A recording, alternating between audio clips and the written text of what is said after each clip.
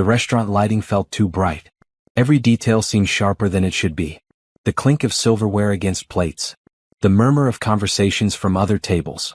The way my husband's family sat around me in a careful semicircle, like hunters who'd cornered their prey. I'd graduated 3 hours ago. Bachelor's degree in computer science, summa cum laude. 4 years of late nights, sacrifice and determination. I'd worked full-time while studying, managed a household and still graduated at the top of my class. My husband had promised we'd celebrate tonight. He'd chosen this upscale restaurant, insisted I wear my best dress. I'd believed this dinner meant something. The waiter had just cleared our appetizer plates when my husband reached into his jacket pocket. My stomach tightened. For one foolish moment, I thought maybe he'd gotten me a gift after all. Something to acknowledge what I'd accomplished. Something that said he saw me. He pulled out an envelope. Cream-colored, legal-sized. My name written across the front in his mother's handwriting, not his. "What's this?" I asked, though something in my chest already knew. "Open it," his mother said from across the table. Her smile was thin, satisfied. Next to her, my sister-in-law held up her phone, camera pointed directly at me. The little red recording light blinked. My hands trembled as I opened the envelope. The paper inside was thick, official. Divorce petition, the header read. I scanned the lines, my vision blurring slightly. Irreconcilable differences. Division of assets. The apartment we lived in, his name only. The car I drove to work every day, his name only. The savings account I'd contributed to for 3 years, his name only. I would get nothing. Not even the furniture I'd picked out, paid for with my earnings. According to these papers, I would walk away from this marriage with exactly what I'd brought into it. Which, after 4 years of giving everything to build our life together, meant almost nothing.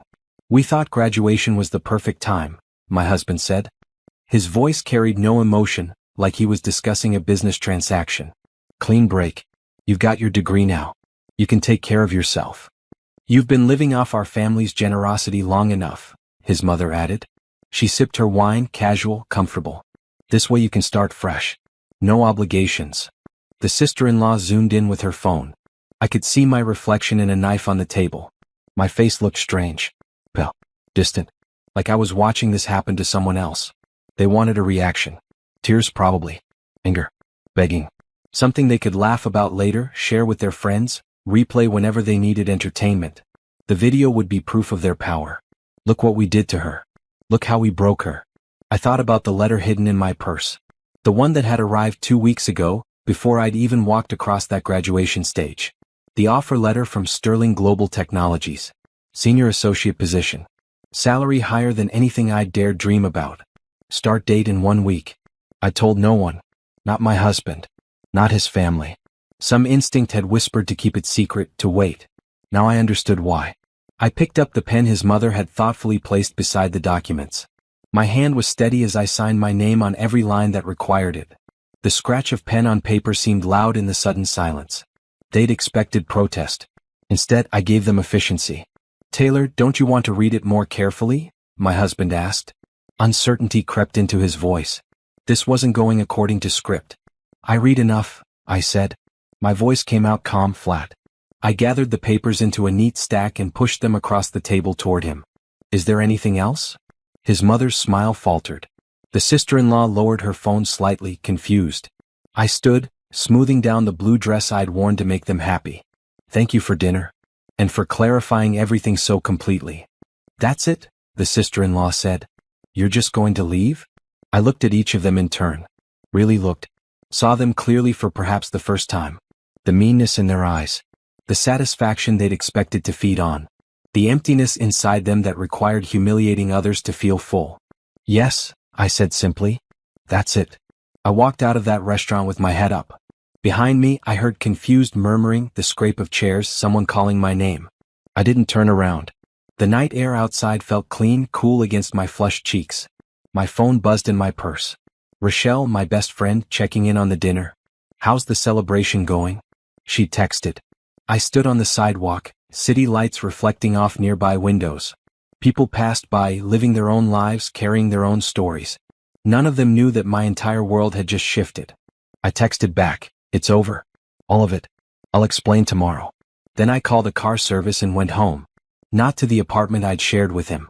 That was already gone, already belonging to someone who saw me as disposable. Instead, I went to the extended stay hotel I'd secretly booked 3 days ago, when something in my gut told me to prepare for the worst. The room was small but clean. Generic art on the walls. A bed that was mine alone. I set my graduation cap on the desk, still decorated with the gold tassel I'd moved from right to left just hours ago. Then I pulled out the letter from Sterling Global Technologies and read it again. Every word a promise. Every sentence a doorway to somewhere new. I didn't cry. Tears would come later, maybe when the shock wore off. But right now I felt something else entirely. Relief. The marriage had been dying for longer than I'd admitted. The past year especially I'd felt invisible. My accomplishments dismissed. My dreams treated as inconveniences. I'd stayed because I'd believed in commitment, in working through difficulties, in the vows we'd made. But they'd done me a favor tonight. They'd cut the chains themselves. Handed me freedom wrapped in legal documents. Thought they were destroying me when actually they were setting me free. I changed out of the dress, folding it carefully. Tomorrow I'd donate it. Tonight I just needed it out of sight. I pulled on comfortable clothes and sat by the window watching the city lights. 1 week until my new job started. 7 days to find an apartment, move my belongings, and begin again. It seemed impossible. It seemed necessary. My phone rang. My husband. I declined the call. He tried again. Declined. A text appeared. We need to talk about this properly. I blocked the number. Then blocked his mother. His sister. Every Bennett family member in my contacts. Their numbers disappeared one by one until my phone was clean of them. Rochelle called. Her voice was gentle when I answered. What happened? They gave me divorce papers at dinner. Filmed my reaction. Expected me to fall apart. Oh honey. Are you okay? Where are you? I'm fine. I'm actually better than fine. I surprised myself by meaning it. I got that job, Rochelle. The one I applied for. They want me. The tech company? Taylor, that's amazing. I start next week. I need to find a place to live, move out of the apartment, get set up. Can you help me this weekend? Of course. Whatever you need. She paused. You sound different. Stronger. I feel different, I admitted. Like I'd been carrying something heavy for so long and someone just took it off my shoulders. They meant to hurt me, but they freed me instead. We talked for an hour, making plans, discussing logistics. When we hung up, I felt less alone. I had one true friend. I had a degree I'd earned through blood and sweat. I had a job opportunity most people would envy. I had myself. The Bennetts had nothing I needed anymore. I set an alarm for early morning and climbed into bed. Through the window, stars were barely visible past the city glow. I thought about trajectories, about how objects in motion stay in motion until acted upon by outside forces. They thought they'd stop me tonight. They had no idea they'd just launched me forward into something better. Sleep came easier than expected. In my dreams, I walked through doors that opened into rooms filled with light and possibility. Behind me, other doors closed and locked. I didn't look back to see who was knocking. Morning sunlight cut through the hotel curtains too early. I'd slept 6 hours but woke feeling oddly energized, like my body understood before my mind did that everything had changed. No more waking up in that apartment, wondering if today would be the day things got better. No more pretending I didn't notice the cold silences or dismissive glances. I made coffee in the small machine provided by the hotel. It tasted bitter but I drank it anyway, staring at my phone. 17 missed calls. 23 text messages. All from Bennett family numbers I'd blocked, now showing up as unknown. I deleted them without reading. Their words couldn't change what had already been decided. Rochelle arrived at 9 with boxes, tape, and determination written across her face. She hugged me hard in the hotel doorway. You ready for this? She asked. More than ready. We drove to the apartment I'd called home for 3 years. My key still worked.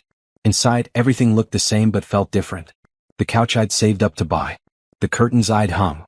The little plant on the windowsill that I'd kept alive through 2 winters. All of it suddenly belonging to my past. My husband wasn't there. His mother had texted, among the messages I deleted, that he was staying with them to give me space to collect my things. How generous. How calculated. They probably assumed I'd take days, crying over memories, changing my mind. I gave myself 3 hours. Rochelle worked beside me without unnecessary questions. We boxed up my clothes, my books, my personal items. I left behind anything we'd purchased together. The kitchen gadgets, the decorative pieces, the shared things that had no clear owner. Let them have it all. I wanted nothing that would make me remember. In the bedroom closet I found my old laptop. The one I'd used before we got married, Before he'd insisted I use the newer one he'd bought. I packed it carefully. On a shelf above, tucked behind winter sweaters, I discovered a box of photographs from my childhood. My grandmother smiling. My parents before they passed. Younger versions of myself who'd had different dreams. I held one photo longer than the others. Me at 18, high school graduation, eyes bright with hope. I barely recognized her. Taking those? Rochelle asked gently. Yes. I need to remember who I was before. We loaded everything into her car. 2 trips, and my entire life fit into a dozen boxes and 3 suitcases. It should have felt sad. Instead, it felt freeing. Lighter. I did one final walkthrough. Made sure I hadn't left anything important. In the bathroom, my toothbrush still sat in the holder next to his. I threw it in the trash. In the living room, a framed photo of our wedding day hung on the wall. I took it down, removed my grandmother's picture frame, and left his photo on the counter. The frame went into my box. The photo stayed behind. I placed my key on the kitchen table. Centered it precisely. Then I walked out and closed the door for the last time. Didn't lock it. That wasn't my responsibility anymore. At the apartment complex office, I explained the situation to the manager. Showed her the divorce papers I'd kept copies of. Removed my name from the lease. She was sympathetic but professional. These things happened all the time in her world. Good luck to you, she said as I left. You seem like you're handling this well. Thank you. I'm trying. Rochelle drove us to 3 apartment viewings I'd scheduled yesterday. The first was too dark. The second had thin walls. The third was perfect. A studio in a decent neighborhood. Small kitchen, good water pressure, windows that faced east for morning light. Close to the train line that would take me downtown to my new job. I'll take it, I told the landlord. When can I move in? 1st of next month. 3 days from now. Perfect. I filled out the application, provided references that didn't include anyone named Bennett, and wrote the check for first month plus security deposit. Money I'd been secretly saving in an account my husband didn't know about. Small amounts taken from my paychecks over the past 6 months. I told myself it was emergency money. Turned out I was right. We stored my boxes in Rochelle's garage and went to lunch at a small diner. She ordered us both comfort food. Burgers and fries that tasted better than anything I'd eaten in months. So, she said carefully, how are you really doing? Like actually? I thought about it. Checked inside myself for the grief I expected to find. The mourning for a marriage ended. Instead, I found something closer to resolve. I'm angry, I admitted. Not at the divorce itself. At how they did it. Making a show of it. Filming it. Trying to humiliate me. That was cruel. It was. And it showed me exactly who they are. We is. I can't be hurt by losing someone who never really valued me. That's very mature of you. I don't feel mature. I feel like I wasted years trying to make something work that was broken from the start.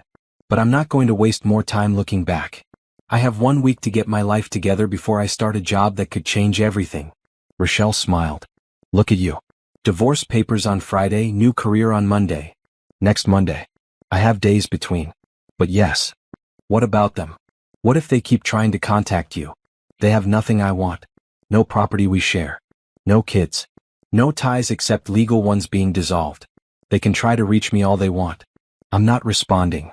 What if they show up? Then I'll handle it. Calmly. The way I did at dinner. I won't give them the reaction they want. We finished lunch and spent the afternoon shopping. I needed basics for my new place. Sheets, towels, kitchen supplies.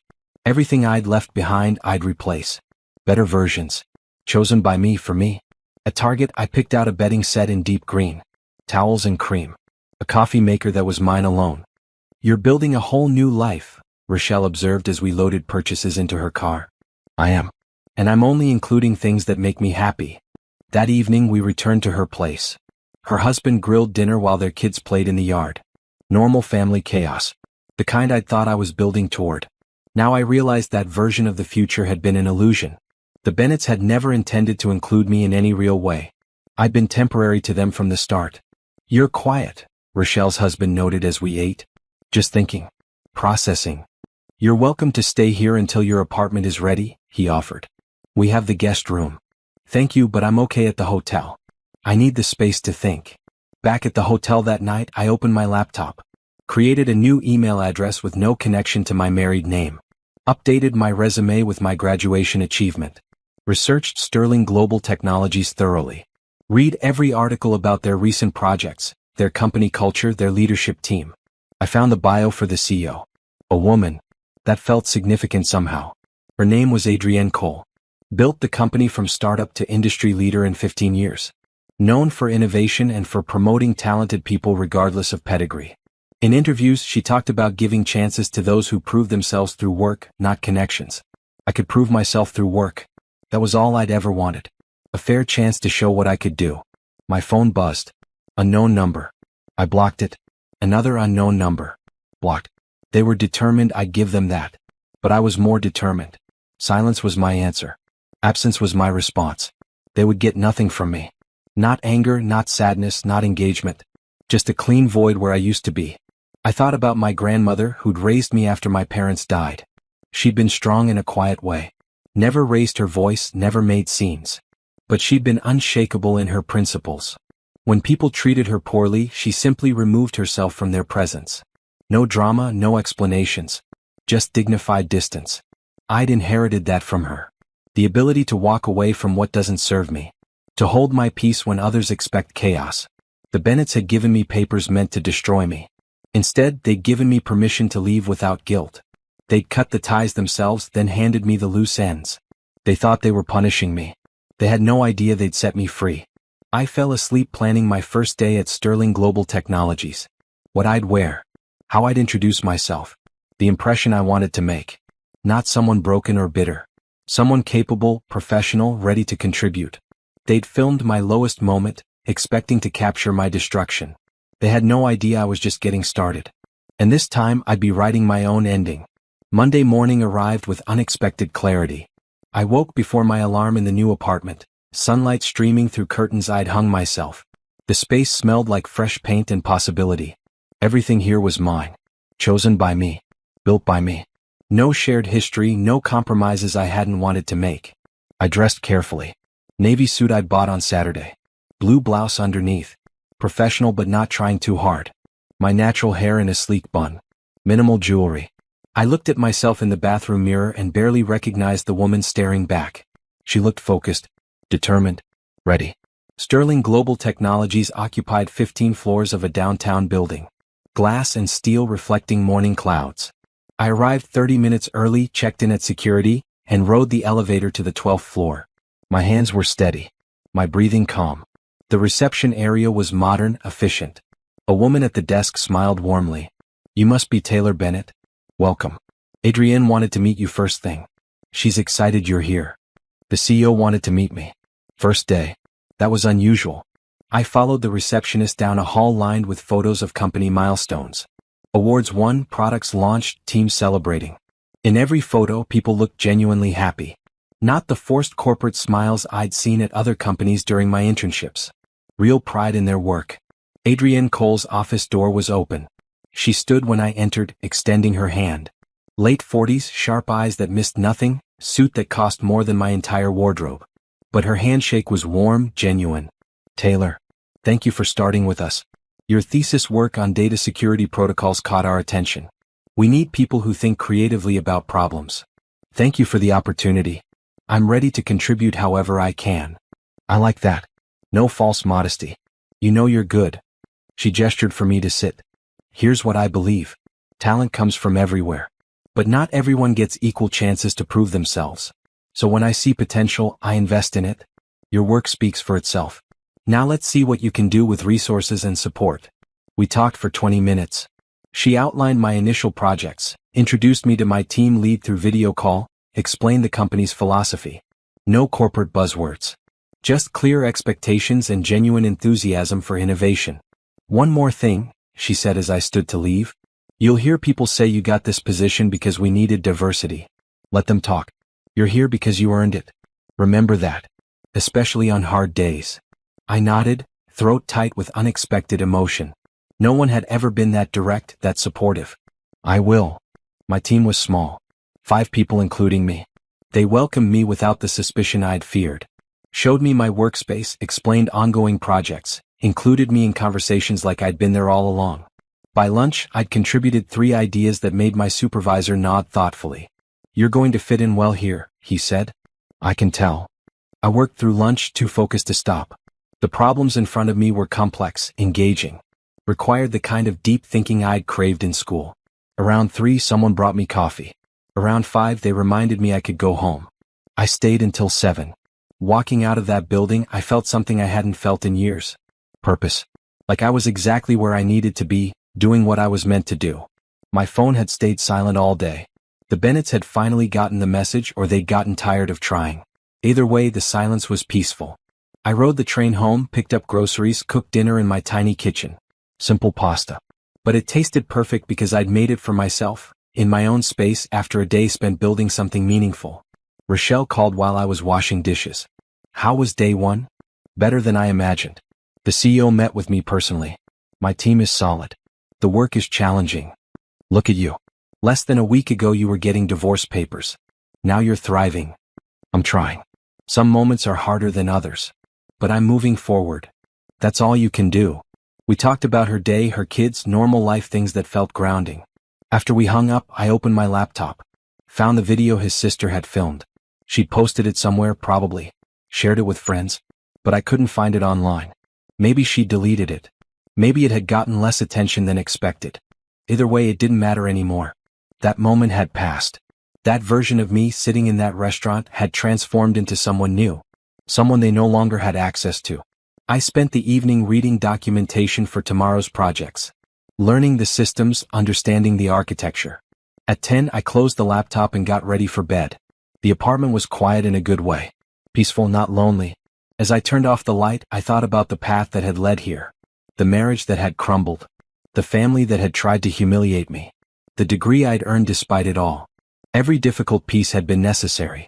Every struggle had built something in me that I needed now. They'd wanted to break me. Instead, they'd forged me into something stronger. And I was just getting started. 6 months passed like pages turning. Autumn shifted into winter. Trees outside my apartment window went bare, then occasional snow covered them like lace. Through it all, I worked.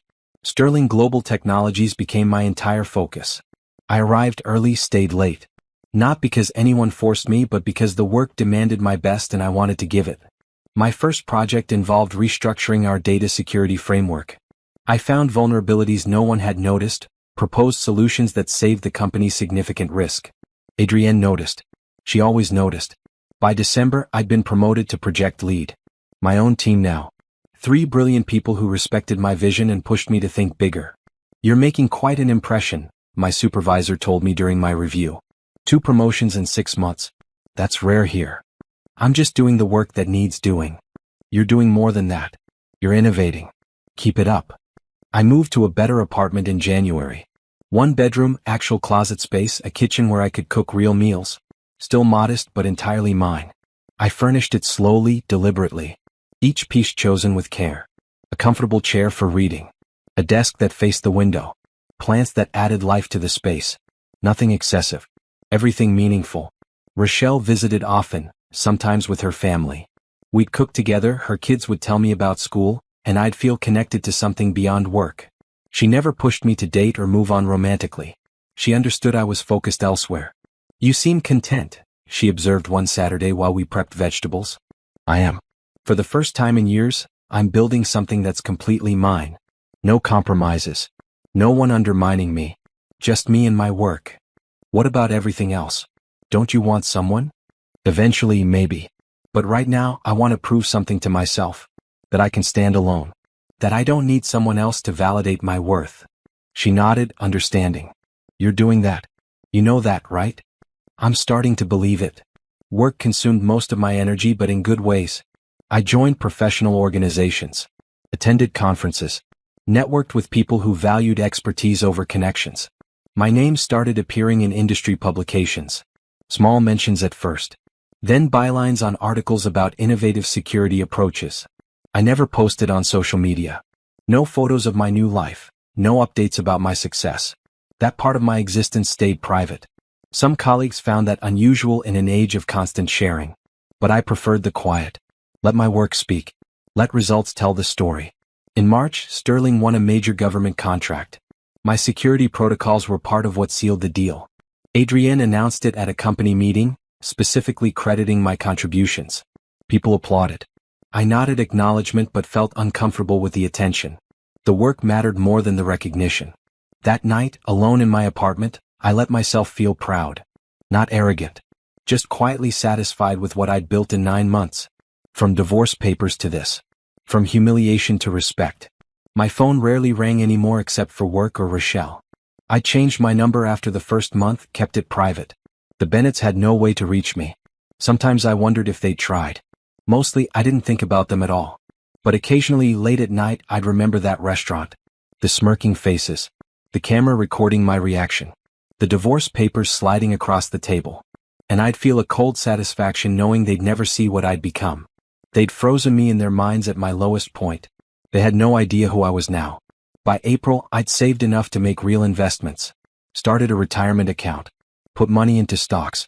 Built financial security I'd never had during my marriage. Every paycheck reminded me of my independence. My capability. My worth. The CEO called me into her office on a Tuesday. I have a proposition. We're launching a new division. Innovation and forward development. I want you to head it. Head it? I've only been here 9 months. And in 9 months you've proven yourself more than people who've been here 5 years. You think differently. You solve problems others don't see. That's what this division needs. Someone who won't just maintain. Someone who'll push boundaries. I don't know what to say. Say yes. Then go build something extraordinary. I said yes. Of course I said yes. This was everything I'd worked toward. Recognition based purely on merit. Opportunity given because I'd earned it. The promotion came with a significant raise. An office with my name on the door. A team I'd helped build. At 26 years old, I was managing major initiatives for a Fortune 500 company. People twice my age reported to me. Not because of who I knew. Because of what I could do. I called Rochelle from my new office. Remember when I was signing those divorce papers? When they thought they were ruining me? Of course. I wish they could see where I am now. Not because I need them to know. Just so they'd understand how wrong they were about me. They were wrong about everything. But you don't need their validation. I know. I just want them to understand that dismissing me was the biggest mistake they ever made. They probably already know. People like that always realize it eventually. When it's too late to matter. She was right. Whether the Bennetts knew or didn't know, acknowledged or ignored, none of it changed my reality. I'd built something real. Something lasting. Something entirely my own. That evening, I worked late in my new office. Through the window, city lights spread out like scattered stars. This view, this position, this life. All of it earned through my own effort. No one had given it to me. No one could take it away. The divorce papers had seemed like an ending. They'd been a beginning. The start of becoming who I was always meant to be. Strong, capable, independent. Successful on my own terms. And I was only getting started. The best parts were still ahead. I could feel it building, momentum carrying me toward something even bigger. Whatever came next, I'd face it the same way I'd faced everything else. With quiet determination and absolute focus. They'd wanted to see me broken. Instead, I'd become unbreakable. And that was the sweetest victory of all. Not revenge. Just success. Pure, undeniable, self-made success. I didn't seek news about the Bennetts. But information has a way of finding you when you're not looking for it. A mutual acquaintance mentioned something at a networking event. A former neighbor reached out on LinkedIn. Pieces of information that painted a picture I hadn't asked to see. The family business was struggling. Bad investments, market changes, and apparently poor management had taken their toll. The company that had once seemed so stable, so superior to anything I could achieve, was downsizing. Laying people off. Scrambling to stay relevant. I felt nothing hearing this. No satisfaction, no pity. Just the distant awareness you have when someone mentions weather in a city you no longer live in. Interesting perhaps, but irrelevant to your daily life. My ex-husband had lost his job 4 months ago. He'd been working for his family's company, which made the layoffs personal. Now he was searching, finding the market less welcoming than expected. His resume showed gaps. His skills had atrophied in a position where his last name mattered more than his performance. His mother had called my old number. Several times, according to the person who now had it. They'd eventually told her to stop calling, that I wasn't reachable there anymore. She tried finding me online. But I'd kept my professional presence separate from my personal information. No photos of my face on company websites. No social media to track. I'd become a ghost to them. The sister-in-law had deleted the video. I learned this through a comment someone made at a conference. Apparently, she'd posted it briefly, gotten less engagement than expected, and quietly removed it. Maybe guilt had caught up with her. Maybe she'd realized documenting cruelty wasn't as entertaining as she'd thought. Either way, the evidence of that night had vanished into the internet void. I was sitting in my office when Rochelle called one afternoon. "You're not going to believe this. I ran into them. At the grocery store. Your ex and his mother." "Okay," I said carefully. "How did that go?" "Awkward. They didn't see me at first. I overheard them talking. They were arguing about money. About how much everything costs now. His mother was saying something about how they should have handled things differently. Then they noticed me." "Did you talk to them?" "His mother tried. Asked if I'd heard from you. Said they'd been trying to reach you about something important. I told them I don't discuss my friends with people who hurt them. Then I walked away." "Thank you for that." "Taylor, they look bad. Not physically but in their energy. Defeated. Stressed. Whatever they're dealing with, it's taking a toll. I should have felt something. Vindication maybe. But instead, I felt the same careful neutrality I'd maintained for months. Their struggles weren't my concern. Their stress wasn't my problem. I'd moved so far past that part of my life that even their difficulties felt distant. "I hope they figure things out," I said. And I meant it. Not because I cared specifically about them, but because I didn't wish active harm on anyone. Their consequences were their own making. I didn't need to add to them. "You're more generous than they deserve." "I'm not generous. I'm indifferent." "There's a difference." That weekend, I attended an industry gala. Sterling was being honored for our innovation initiatives. Adrienne had insisted I come, though I tried to decline. "You were part of this. You should be there when we accept recognition for it." The event was formal. I wore a green dress, elegant but simple. Styled my hair in loose curls. Felt like an imposter among executives and founders. But Adrienne introduced me to people who mattered. Venture capitalists. Tech leaders. Decision makers who controlled billions in investments. "This is Taylor Bennett," she'd say. "Head of our innovation division. Brilliant mind." Watch for her name. People paid attention. Asked about my work. Wanted to know my background, my approach, my vision. I answered honestly, without false modesty but also without arrogance. Just clear statements about what I'd done and what I believed possible. A journalist approached me near the end of the evening. She worked for a tech industry magazine.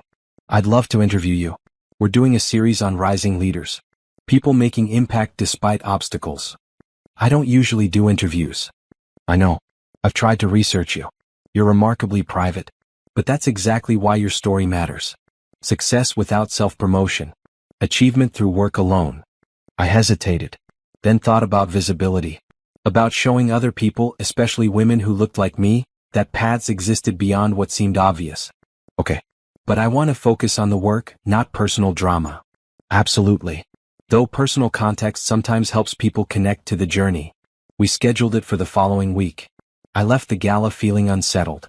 I'd worked hard to stay invisible outside my professional circles. Now I was stepping into light, letting people see me. It felt vulnerable. Necessary but vulnerable. Rochelle met me for coffee the next day. I told her about the interview. "Are you sure about this? What if the Bennetts see it?" "Then they see it. I'm not hiding anymore. I did nothing wrong. If they learn I'm successful, that's their problem to process, not mine to prevent." You've come a long way. From signing those papers in silence to this. Silence was strategic then. It gave me space to build without interference. But maybe now it's time to be seen. On my terms. The interview happened in my office. The journalist was thorough, professional. She asked about my education, my approach to innovation, my leadership philosophy. Then gently she asked about obstacles I'd overcome. I told her the truth. Not names, not specific details. But the shape of it. Finishing my degree while others doubted me. Starting over alone. Building a career from nothing but determination and skill. Proving myself when others expected me to fail.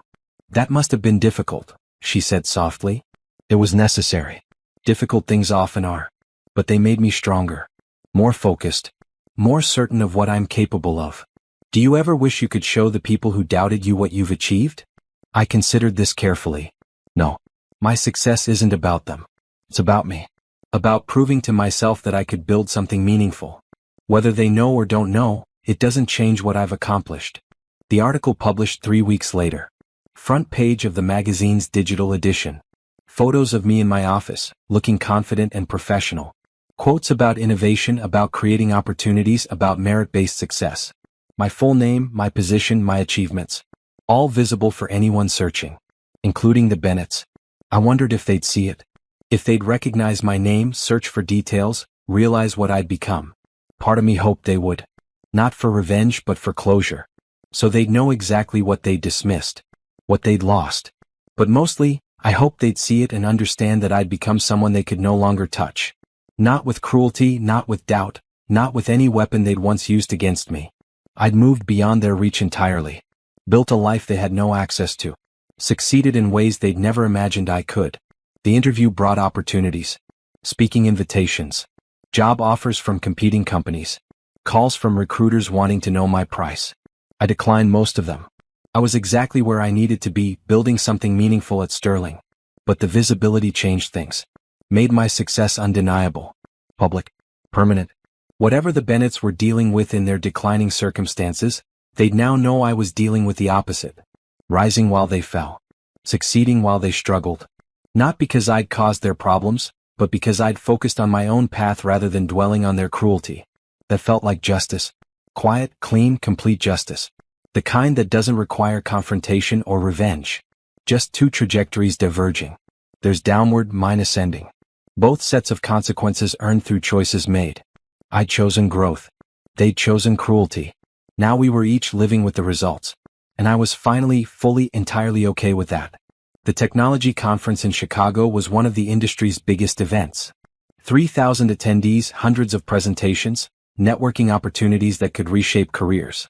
Adrienne had encouraged me to submit a proposal to speak. Share what you're working on. The autonomous security protocols. People need to hear your approach. I'd submitted reluctantly. Public speaking still made me nervous despite my growing confidence in other areas. But they'd accepted my proposal. Gave me a prime slot on the second day. 30 minutes to present, 15 for questions. I prepared obsessively. Refined my slides until every element was clear, compelling, necessary. Practiced my delivery until it felt natural. This was my chance to contribute meaningfully to industry conversations. I wouldn't waste it. The presentation room was larger than expected. Seats for 200 people. I arrived early, tested the technology, adjusted the lighting. Attendees filtered in slowly, then faster. By start time, every seat was filled.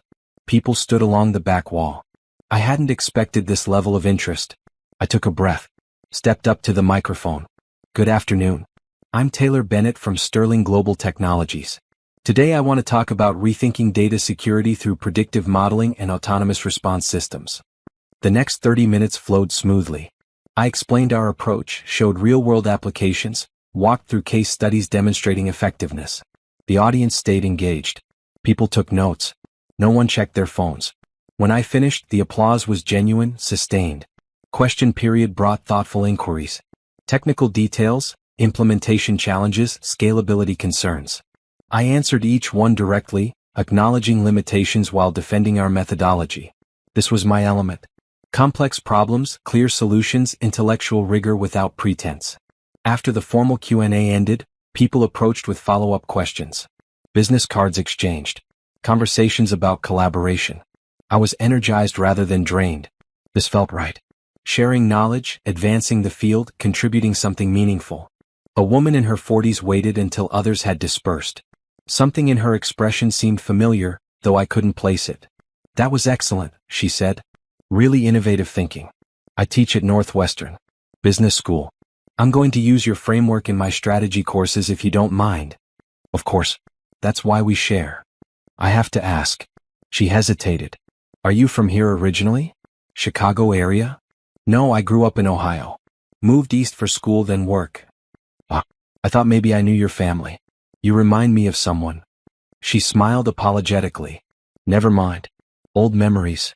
We talked briefly about her courses, how she might incorporate our security model into business case studies. She handed me her card. Professor Amanda Chin, Northwestern University. If you're ever interested in guest lecturing, I'd love to have you. I'll keep that in mind. Thank you. The rest of the conference passed in a productive blur. More conversations, more connections, more validation that my work mattered beyond Sterling's walls. On the final day, I attended a panel discussion about women in technology leadership. The panelists discussed obstacles, strategies, the importance of mentorship. During the Q&A, someone in the audience stood. A man I didn't recognize. Question for the panel. Do you think companies sometimes promote people for diversity rather than merit? How do you respond when people question whether you really earned your position? The question hung in the air, loaded with implication. The moderator handled it diplomatically. The panelists gave measured responses about proving yourself through results, about how diversity and merit aren't mutually exclusive. But something in the question bothered me. The assumption behind it. The subtle accusation. I raised my hand. The moderator nodded at me. I want to add something if I may.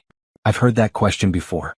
The suggestion that if you're a woman or a person of color or both, your success must be suspect. Here's what I've learned. People who question your merit are usually people who've never had their own questioned. They've benefited from systems that favor them, so they assume everyone else is just gaming different systems. The truth is simpler. Merit shows up in results.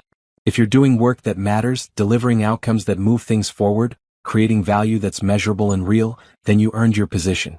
Period. Anyone who can't see that is revealing their own insecurities, not your inadequacies.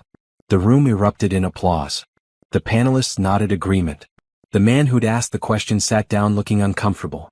After the panel ended, several women approached me. Thank you for saying that. I needed to hear it. That evening, the conference hosted a closing reception. Cocktails and networking in a hotel ballroom. I almost skipped it, tired from 3 days of intensity. But Adrienne texted, go to the reception. Make connections. This is important for your career. So I went. Wore the same green dress from the earlier gala. Felt more comfortable in it now. Moved through the crowd with growing confidence. People recognized me from my presentation. Wanted to continue conversations started during the conference. I was talking with a group about implementation challenges when I noticed someone staring from across the room. A man mid-30s, well-dressed. He looked familiar in a way that made my stomach tighten. Then I placed him. Someone from the old neighborhood. Someone who'd been at gatherings with my ex-husband's family. Not close to them but connected. The kind of person who'd heard things, knew people, carried gossip. He approached, recognition clear on his face. Taylor? Taylor Bennett? Yes. I kept my voice neutral, professional. Wow. I almost didn't recognize you. You look so different. So successful. He laughed awkwardly. I mean, you always look nice. But this is another level. I heard you speak yesterday. The security presentation. That was you. It was. That's incredible. Really. I had no idea you were doing such high-level work. I mean, last I heard. He trailed off, realizing what he'd been about to say. Last you heard what? Nothing. Just, things were different for you. That's all. But clearly you've done amazingly well. Congratulations. He excused himself quickly, uncomfortable. But the damage was done. Word would spread. Someone from the old circles knew where I was, what I'd achieved. The information would travel. Eventually, inevitably, it would reach the Bennetts. Part of me wanted to feel anxious about that. Wanted to worry about them reaching out, trying to reconnect, inserting themselves back into my life. But standing there in that ballroom, surrounded by professional peers who respected my work, I felt only calm certainty. Let them know. Let them see what I'd built. Let them understand exactly what they'd discarded. Not because I needed their acknowledgement, but because truth had value. They'd made assumptions about who I was, what I could achieve. Now they'd learn how wrong those assumptions had been. I finished my conversations at the reception. Collected final business cards. Made plans for follow-up meetings. Then I went back to my hotel room, packed my bags and prepared to return home. To my apartment, my city, my life. The one I'd built alone. The one that belonged entirely to me. The conference had been about more than presentations and networking. It had been about visibility. Stepping fully into my success. Letting my accomplishments speak publicly, clearly, undeniably. No more hiding. No more staying small to avoid attention. I'd spent months building in silence. Now it was time to let people see what I'd built. Including the people who tried to ensure I'd never build anything at all. Their opinion didn't matter. But their awareness did. Because knowing they knew, that felt like closing a circle. Finishing something that had started with divorce papers in a restaurant. They'd wanted to see me destroyed. Instead they'd see me thriving. That wasn't revenge. It was just reality. The inevitable result of my focus meeting their assumptions. I'd proven them wrong in the most complete way possible. By succeeding. By becoming someone they couldn't diminish, dismiss, or ignore. And I was just getting started. Whatever came next would be even bigger. Because I'd learned something crucial in these months of rebuilding. I was capable of far more than I'd imagined. The only limits that had ever held me were the ones I'd accepted from others. Now I accepted only my own. And those limits kept expanding. The Bennetts had given me divorce papers meant as an ending. They'd become the beginning of everything else. Everything better. Everything real. And soon they'd know it too. The email arrived on a Tuesday morning. Subject line, documentary opportunity. I almost deleted it as spam. Then I noticed the sender. A production company that created thoughtful pieces for streaming platforms. Their documentaries often won awards, focused on human interest stories told with depth and nuance. Dear Ms. Bennett, we're developing a documentary series about women rebuilding their lives and careers after major setbacks. Your name came up repeatedly in our research. We'd love to discuss featuring your story. Your professional achievements combined with your approach to overcoming obstacles represents exactly what we're trying to highlight. I stared at the email for 10 minutes. This was different from a magazine article. More invasive. More permanent. A documentary would mean cameras, interviews, sharing details I'd kept private. The Bennetts would definitely see it. Everyone would. I called Rochelle during lunch. I need advice. A documentary company wants to feature me. That's amazing. What are you worried about? Everything. My privacy. Dredging up the past. Giving them ammunition. Oh, the Bennetts? Taylor, they already know you're successful. That guy from the conference saw to that. This isn't about them anymore. This is about you deciding how you want your story told. What if I don't want it told at all? Then say no. But think about why you might say yes. How many young women need to see someone who looks like them succeeding? How many people going through divorces need to see there's life after? Good life. Successful life. She was right. As usual. This wasn't about the Bennetts. It was about whether I wanted to use my experience to help others. Whether my story had value beyond my personal journey. I responded to the email. Set up a call. Talked with the producers about their vision, their approach, their commitment to respectful storytelling. They sent examples of their previous work. Thoughtful pieces that honored their subject's complexity without exploiting their pain. We want to show the journey, the lead producer explained. Not just the success, the hard parts, the rebuilding, but always with your agency intact. You'd have final approval on everything. We're not interested in trauma porn. We're interested in resilience. I agreed to a preliminary interview. They'd film it, assess whether my story fit their series, decide whether to move forward. No commitment yet. Just exploration. They came to Sterling the following week. Small crew, unobtrusive equipment. They filmed me working, leading meetings, collaborating with my team. Then we sat for the formal interview in a conference room with good natural light. The interviewer was gentle but direct. Tell me about the moment everything changed. I thought about which moment she meant. The divorce papers? Earlier? Later? Then I realized she meant the moment I decided to change. The moment I chose myself. I think it was signing those papers. Not the moment I received them. The moment I signed them. Because I realized I had a choice. I could fight for something broken or I could build something new. Fighting would have meant staying stuck. Signing meant moving forward. So I signed. I walked out. And I started over. That must have been terrifying. It was freeing. I'd spent so long trying to make myself smaller to fit into someone else's life. Their expectations. Their limitations. When they rejected that version of me, I got to ask myself who I actually was. What I actually wanted. Turns out I wanted this. Meaningful work. Independence. Self-sufficiency. Not their approval. Do you think about them? The people who hurt you? Rarely. At first, I thought about them constantly. Imagined conversations where I proved them wrong. Fantasized about them regretting their choices. But over time they became less relevant. I got busy building. And when you're genuinely focused on creation, you don't have energy left for resentment. What would you say to someone going through something similar?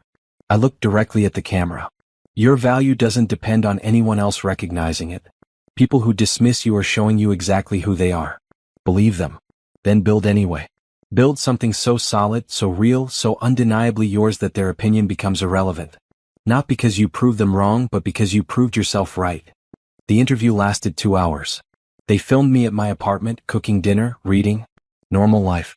Successful, independent, peaceful normal life. Nothing dramatic. Just contentment earned through hard work and deliberate choices. 2 weeks later, the producers called. We want to include you. Your story fits perfectly with what we're doing. You represent the series thesis. That setbacks can be setups. That endings can be beginnings. Are you comfortable moving forward?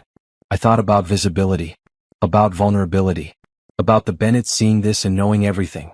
Then I thought about younger versions of myself. Women trapped in situations they think they can't leave. People who've been told they're not good enough, smart enough, capable enough. If my story helped even one person choose themselves, it was worth the discomfort.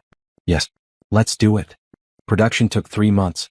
More interviews, more filming, more sharing details I'd kept private. They talked to Rochelle, who spoke about supporting me through the transition. They interviewed Adrienne, who discussed recognizing potential and investing in people.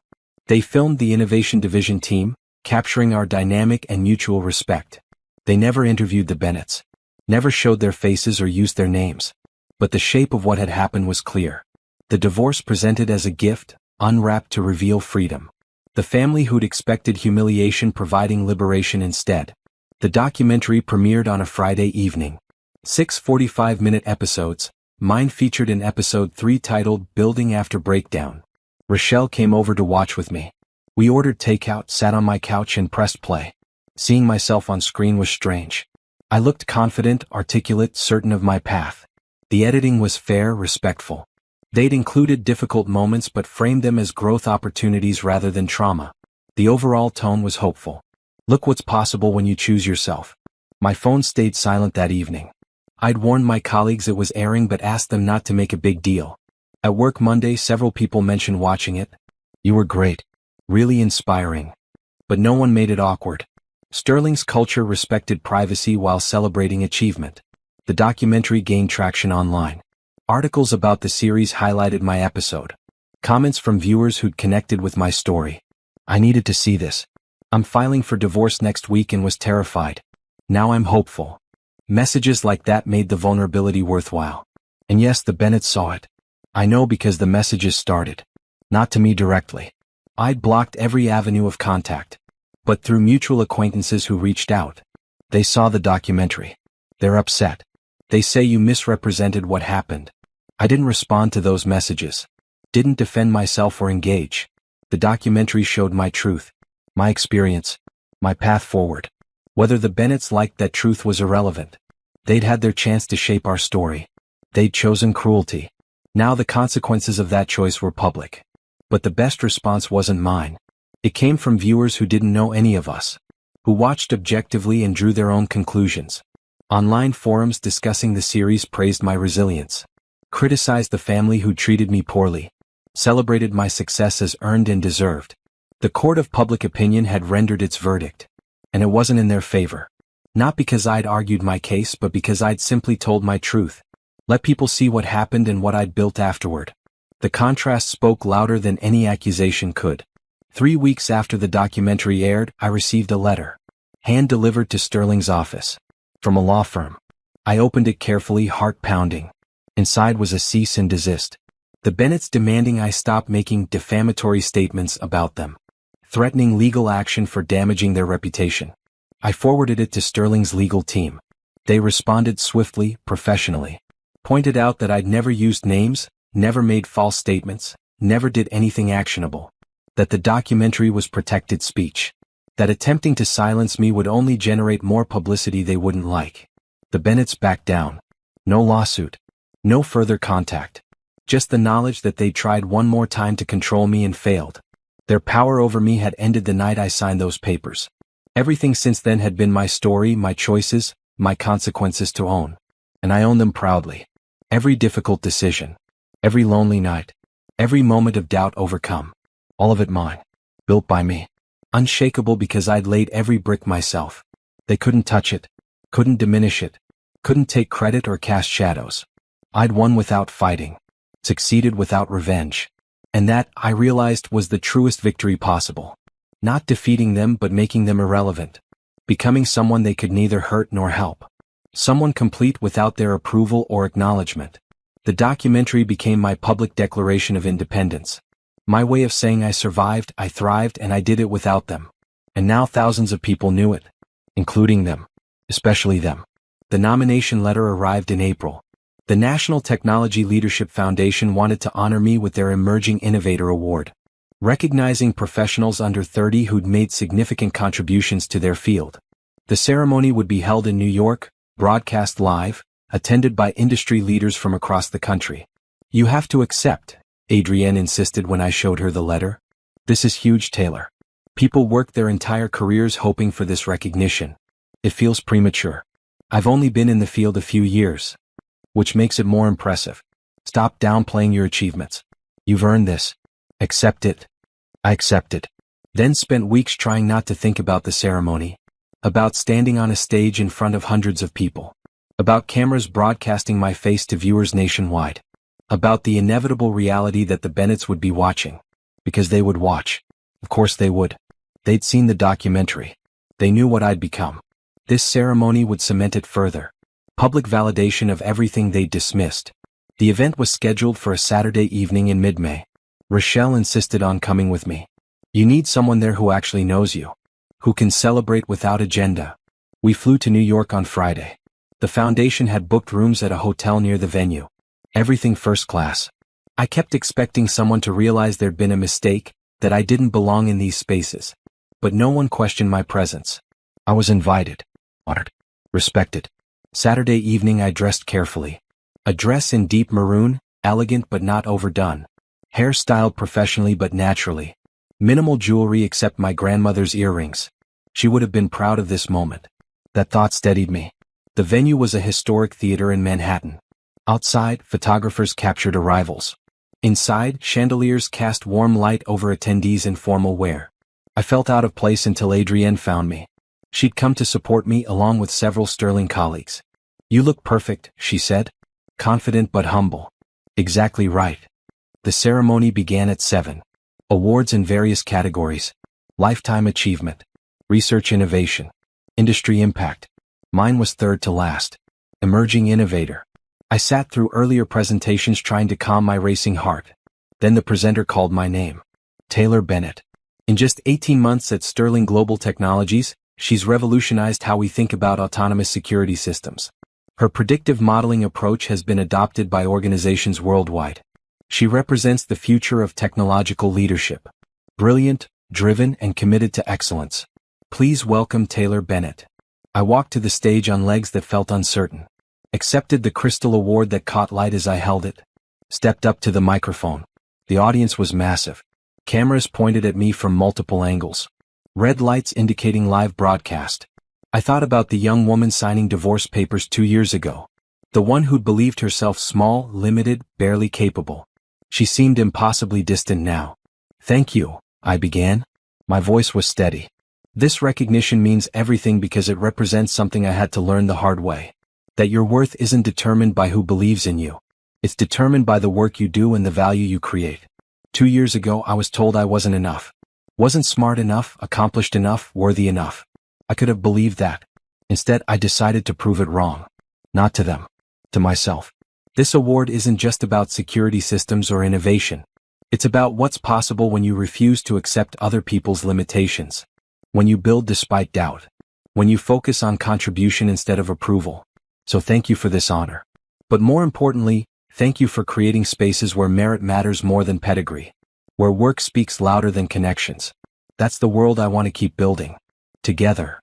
The applause was sustained, genuine. I saw people standing. Adrienne was beaming. Rochelle had tears in her eyes.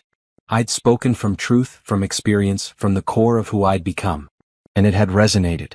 Backstage afterward, journalists requested interviews. I gave a few, keeping responses focused on my work and vision. Then the foundation director approached. That speech was perfect, authentic and inspiring. We've already had tremendous response online. Your story is connecting with people. The reception that followed felt surreal. People I'd admired from a distance wanted to talk with me, ask questions, exchange ideas. I wasn't the least important person in the room anymore. I was recognized, valued, treated as a peer by people whose respect actually meant something. At one point I stepped outside for air. The New York evening was cool, clear. I could see stars despite the city lights. My phone buzzed. A text from an unknown number that had somehow gotten through my blocks. Saw your award. Congratulations. You've done well. We were wrong about you. My ex-husband's mother. No apology. No acknowledgement of harm caused. Just recognition that I'd succeeded despite their efforts to ensure I wouldn't. I deleted it without responding. She didn't deserve my words. The award in my hotel room, the respect from my peers, the life I'd built, those were my responses. Living well wasn't just the best revenge. It was the only response that mattered. Rochelle found me outside. You okay? Better than okay. I was just thinking about how far I've come. How different everything is now. You earned all of it. Every bit. I know. That's what makes it feel so good. No one gave me this. No one helped me as a favor. I built it with my own hands, my own mind, my own determination. We went back inside. Stayed until the reception ended. Then returned to the hotel where we ordered room service and watched the ceremony replay on the foundation's website. Seeing myself accept that award, hearing my speech again, I barely recognized the confident woman on screen. But she was me. The me I'd become by refusing to stay small. By choosing growth over bitterness. By focusing on building something real instead of dwelling on what had been taken. Sunday morning, news outlets had picked up the story. Rising star in tech honored for innovation. Articles highlighting my work, my background, my rapid rise. The documentary was mentioned, providing context. My journey from setback to success framed as inspiration. I checked social media briefly. Comments from people I'd never met. She's amazing. This is what resilience looks like. Her ex-husband must be kicking himself. That last one made me smile despite myself. Not because I cared about his regrets, but because strangers understood what had happened without me having to explain. The Bennetts were frozen in their narrative. The one where I was supposed to fail, supposed to crumble, supposed to validate their decision to discard me. But reality had written a different story. One where I succeeded specifically because I'd been freed from their limitations. Flying home Sunday afternoon, I looked out at clouds stretching endlessly. My career was ascending. My life was full of purpose. My future was bright with possibilities I was creating myself. The award sat carefully packed in my bag. Tangible proof of achievement. But the real proof was intangible. Confidence. Self-knowledge. Unshakable certainty of my own worth. They'd wanted to see me broken. Instead, the world had seen me honored. Not in spite of what happened, but because of what I'd built afterward. That distinction mattered. I wasn't successful despite them. I was successful because I'd chosen myself when they'd rejected me. The plane touched down as sun set over the city. My city now. My life. My story. And it was only getting better. The best chapters were still ahead. I could feel them building. Momentum carrying me toward something even bigger than awards and recognition. Toward completeness. Toward peace. Toward the person I'd always been meant to become. Uninterrupted by people who couldn't see my value. Undiminished by those who tried to make me small. Just me, fully realized, absolutely certain, finally home in myself. And that was worth more than any award. More than any ceremony. More than any recognition. It was worth everything. Because it was mine. Truly, completely, unchangeably mine. The charity gala wasn't optional. Sterling was a major sponsor, and as Innovation Division head, I was expected to attend. Black tie event at a downtown hotel, supporting technology education for underserved communities. Worthy cause. Uncomfortable evening. I wore a dress in deep blue, borrowed Rochelle's confidence since my own felt shaky. These events still made me nervous. Too many people, too much small talk, too many opportunities to say the wrong thing. But I was good at my job. That had to be enough. The ballroom was elegant. Crystal chandeliers, circular tables with elaborate centerpieces. A stage where speakers would make presentations throughout the evening. I found Sterling's table, made polite conversation with colleagues and their spouses. Checked my watch repeatedly. How long until I could reasonably leave? Then I saw them. Across the room near the entrance. My ex-husband and his mother. Both dressed formally, scanning the crowd with the desperate energy of people trying to seem important. They didn't belong here. Not anymore. Their company's declining status meant invitations like this had dried up. They must have bought tickets themselves. Hoping to network their way back into relevance. My stomach tightened. I hadn't seen them in person since the divorce dinner. 2 years felt simultaneously like forever and yesterday. They looked older. Tired. The confidence they'd worn like armor had tarnished into something more fragile. His mother spotted me first. I watched recognition cross her face, followed by calculation. She said something to her son. He turned, saw me, froze. For a long moment, we just stared at each other across the crowded room. I could leave. Make an excuse, get out before interaction became inevitable. But something stopped me. I'd spent 2 years rebuilding. I'd earned my place here. Why should I run? Instead, I turned back to my table conversation, laughed at a colleague's story, sipped my wine, pretended I hadn't noticed them, let them decide whether to approach, let them carry the weight of that choice. Dinner was served. Between courses, I excused myself to use the restroom. In the hallway, quieter but still elegant, I checked my phone. Found it difficult to focus on messages. My awareness was split, part of me waiting for confrontation I both dreaded and needed. Taylor. His voice behind me. I'd recognize it anywhere despite the time passed. I turned slowly, composed my expression into polite neutrality. Hello. I didn't use his name. Didn't acknowledge our history. Just basic acknowledgement of his existence. You look wonderful. Really successful. I saw the award ceremony. Congratulations. Thank you. Listen, I wanted to say. He trailed off, seeming unsure how to continue. His mother appeared beside him, face tight with something between anger and fear. We need to talk, she said. No greeting. No preamble. You've done very well for yourself. We're happy for you. The lie was transparent. They weren't happy. They were desperate. I could see it in how they stood too close, invaded my space, tried to establish some claim on my attention. There's nothing to talk about, I said calmly. Our business is concluded. But we're family, my ex-husband tried. Or we were. That has to count for something. Does it? Because I recall very clearly being told I wasn't family. That I'd overstayed my welcome. That I needed to leave with nothing and be grateful you were letting me go at all. His mother flinched. That was a difficult time. Emotions were high. We said things we didn't mean. You meant them. You filmed my reaction for entertainment. You wanted to watch me suffer.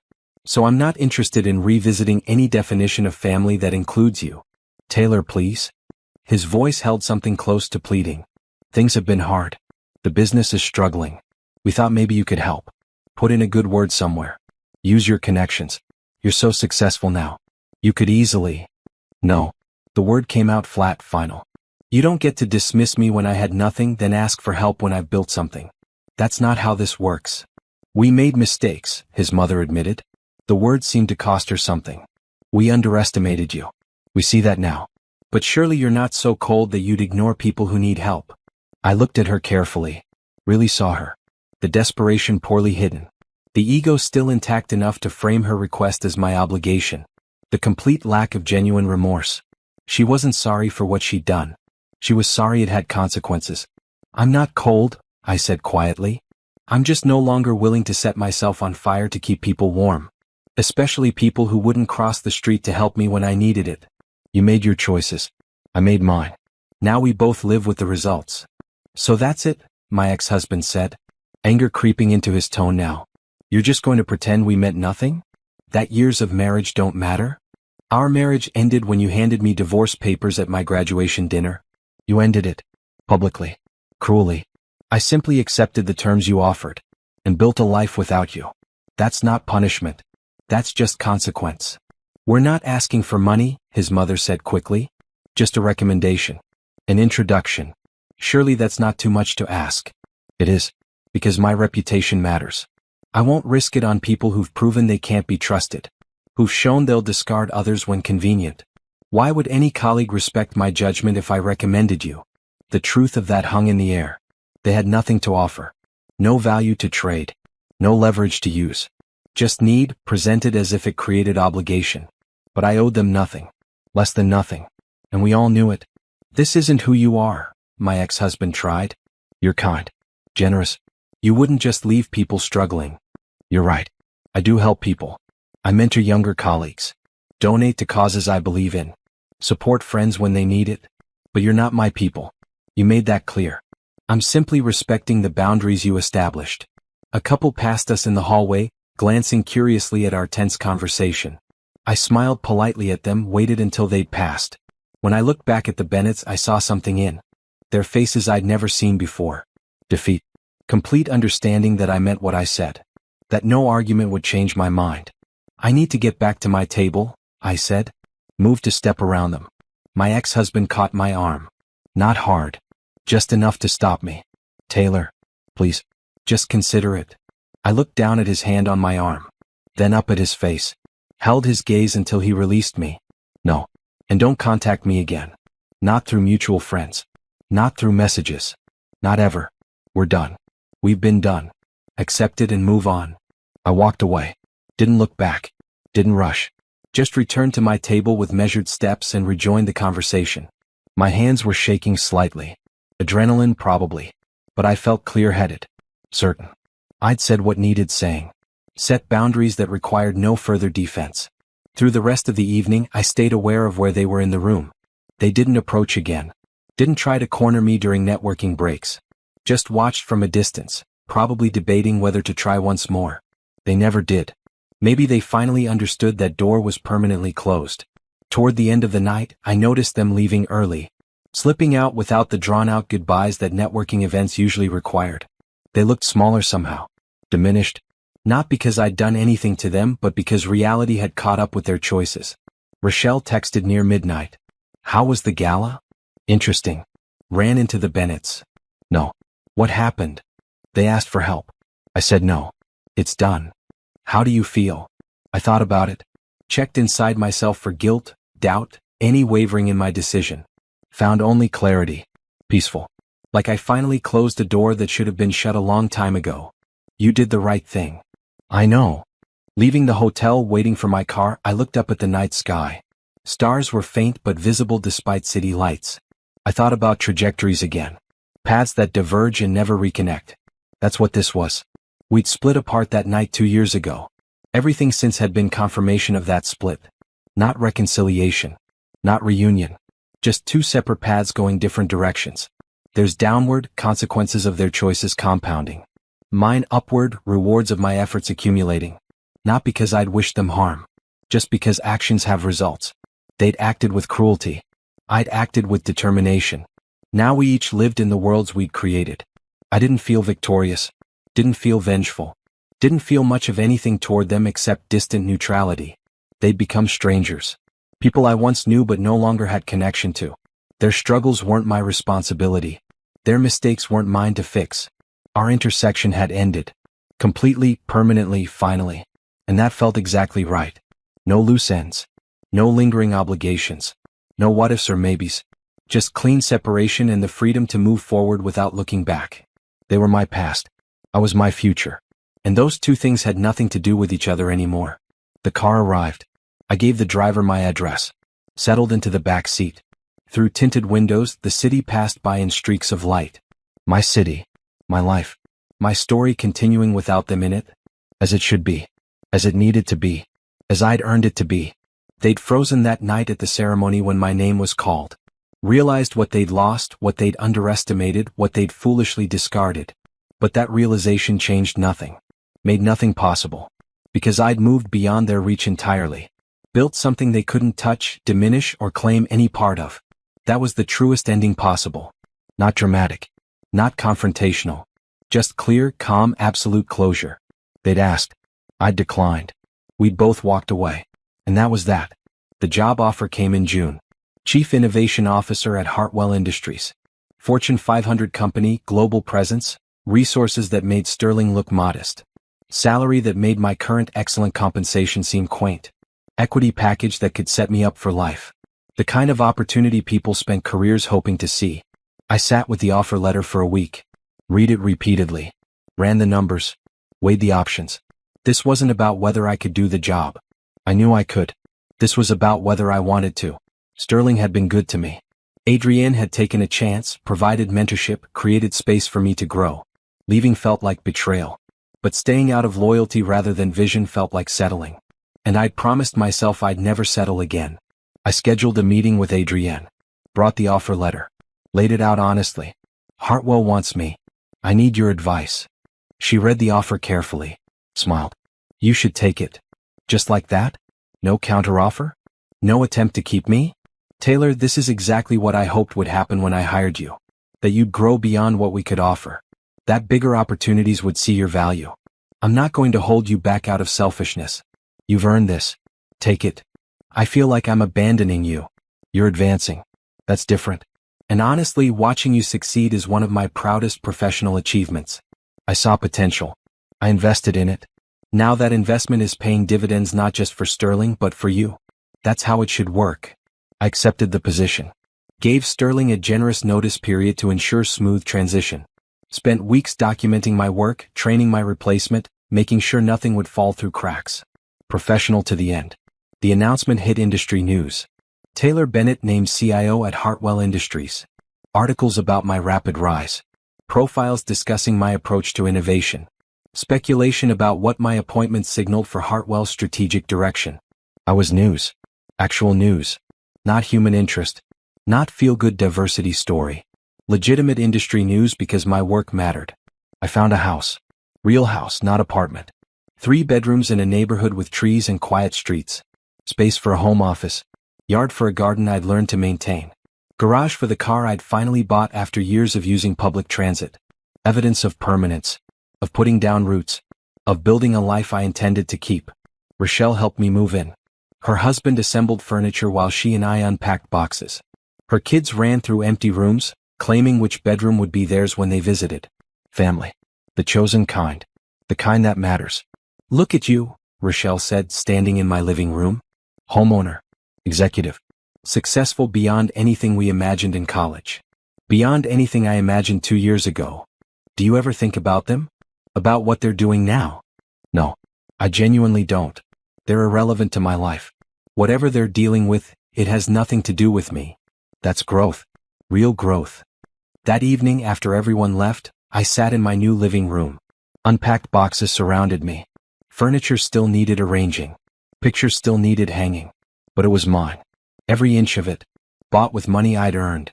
Chosen to reflect tastes I'd developed. Uncompromised by anyone else's preferences or judgments. My phone buzzed. Email from an unknown address. Against my better judgment, I opened it. Letter from a law firm representing the Bennett family business. They were closing operations. Filing bankruptcy. The letter included a request for me to consider purchasing certain assets at reduced price. Help them salvage something from the collapse. I deleted it. Didn't even consider responding. Their crisis wasn't my problem. Their failure wasn't my responsibility to prevent. They'd made choices. Now they lived with results. Same as everyone else. But another email arrived an hour later. This one personal. From my ex-husband directly. Long, rambling, full of justifications and regrets and barely veiled requests for help. He explained how hard things had become. How much he regretted his choices. How he'd always known I was special but hadn't appreciated it properly. How he hoped I could find it in my heart to consider helping family in crisis. I read it once. Just once. Then filed it in a folder I'd never look at again. Didn't respond. Didn't acknowledge. Just archived it as historical document. Evidence of who he'd become. Who he'd always been really. Someone who only valued me when he needed something. They'd expected me to fail. Planned for me to fail. Celebrated what they thought was my failure. Now, facing their own decline, they expected me to save them. As if success created obligation to rescue those who'd hoped for my destruction. The logic was almost funny. If it weren't so pathetic. I thought about responding. Explaining why I wouldn't help. But words would be wasted. They'd never understand. Never accept that consequences were theirs to bear alone. So I gave them the same thing I'd given them for 2 years. Silence. Complete, absolute, permanent silence. That weekend, Rochelle came over with champagne. Housewarming. Job celebration. Life appreciation. All of it. We sat on my back porch, watching sunset paint the sky in shades of amber and rose. She poured 2 glasses. Raised hers in toast. To Taylor. Who proved everyone wrong. Who built something beautiful from nothing. Who knew her worth even when others didn't. To new beginnings, I countered. And to friends who stand by you. We drank. The champagne was good. Expensive. The kind I could afford now without thinking twice. Small luxury that represented bigger changes. I'd gone from signing away everything to having everything I needed. From humiliation to honor. From dismissed to indispensable. You happy? Rochelle asked. I thought about it seriously. Checked inside myself with real honesty. Was I happy? Not just successful. Not just stable. Actually happy. Yes, I really am. Not because I proved anyone wrong. Not because they're struggling while I'm succeeding. Just because I built a life that fits who I actually am. No compromises. No pretending to be smaller than I am. No accepting less than I deserve. This life is mine. That makes me happy. That's all anyone can ask for. Authentic happiness. Earned, not given. We sat in comfortable silence as darkness settled. Fireflies appeared in the yard. Neighbors' lights came on in windows nearby. Normal evening in a normal neighborhood where I'd built an abnormal life. One most people would envy if they knew the full story. If they understood how far I'd come and what I'd overcome. The divorce papers had been meant as ending. Final statement of my inadequacy. Proof I'd never been good enough for them. But they'd been beginning instead. Start of discovering who I was without their limitations. Without their doubts. Without their need to keep me small so they could feel large. I'd won. Not the way they thought winning looked. Not by destroying them or taking revenge or proving anything to them specifically. I'd won by becoming myself. Fully, unapologetically, successfully myself. By building career and life and happiness that existed completely independent of their opinions. By making their judgments irrelevant through sheer force of my own achievement. They'd thought they were cutting me loose. Instead they'd cut me free. Freed me from obligation to make them comfortable. Freed me from pretending their approval mattered. Freed me from accepting their vision of who I should be. That freedom had been the greatest gift possible. Even if they hadn't meant it as one. My phone stayed silent that night. No more emails from desperate ex-husbands. No more requests from his mother. They'd finally understood what I'd been saying all along. That door was closed. Locked. With no key left behind. They were my past. Definitively, absolutely, permanently my past. And I was my future. Monday morning I started at Hartwell. New office bigger than my last. Windows overlooking the city. Nameplate on the door that read Chief Innovation Officer. Team of 30 brilliant people who'd be looking to me for leadership and vision. Responsibility that would have terrified younger me. Current me felt ready. First day included meetings with executives. Strategy sessions about direction and priorities. Introductions to people who'd become colleagues and collaborators. Everyone treated me with respect earned through reputation. They knew my work, valued my perspective, wanted my input. Not because they felt obligated. Because they genuinely believed I belonged here.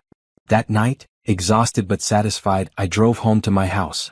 Cooked simple dinner. Ate at the table I'd chosen. Washed dishes in the sink I'd installed. Small domestic moments that felt profound because they were completely, entirely, absolutely mine. I thought about the woman who'd signed divorce papers 2 years ago. Her hands shaking. Her world collapsing.